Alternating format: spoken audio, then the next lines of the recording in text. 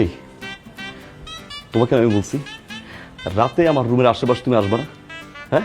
আর বিশেষ করে রাত 11টার পরে তো আসবাই না। আসছো আসছো, বেশ ভালো কথা। এই যে এই জিনিসটা পড়ছো, এটা কি? এটা তো আমি ইংলিশ মুভিতে দেখছি, এগুলো পরে ব্যাংক ডাকাতি করে। আমি তো আর এখানে ডাকাতি করতে আসি নাই, আপনার কাছে তো ডাকাতি করার কিছু নাইও। আমি তো আসছিলাম গুড নাইট বলার জন্য। আর তুমি এগুলো পরে আসছো আমার সামনে গুড নাইট বলতে? আমার তো ঘুম হারাম হয়ে যেত। আপনার ঘুম হারাম হলেই তো আমার ঘুমটা আরামের হয় আসিফ ভাই। ফাজলামি শুরু করছো না?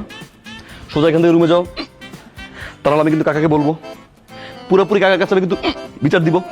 যাও। তার আগে একটু পানি খান, তাহলে আপনার কমবে। আমার পানি খাওয়া নিয়ে তোমার টেনশন করতে হবে না, আমি খাচ্ছি। Good night. গুড নাইট বলতে পারছি। ফাজিল মেয়ে, একটা অসভ্য, তুমি একটা সীমা থাকা উচিত। শিক্ষকের সাথে বেয়াদবি, শিক্ষক হচ্ছে বাবার মতো, হ্যাঁ? তার সাথে বেয়াদবি।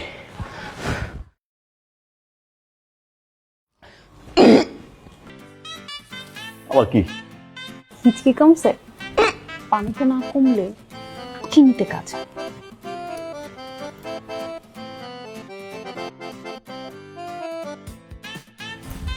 Good night.